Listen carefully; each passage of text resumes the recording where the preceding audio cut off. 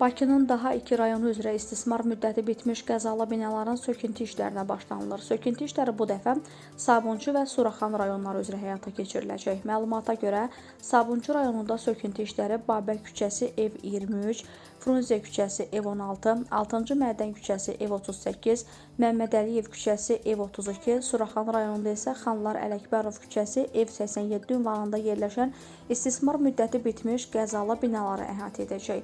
Artıq Dövlət Şəhərsalma və Arxitektura Komitəsinin tabeliyindəki Ərazi Tikinti Planlaşdırma Mərkəzi söküntü işlərinin təşkilinin layihə smeta sənədlərinin hazırlanması ilə bağlı hazırlıqlara başlayıb.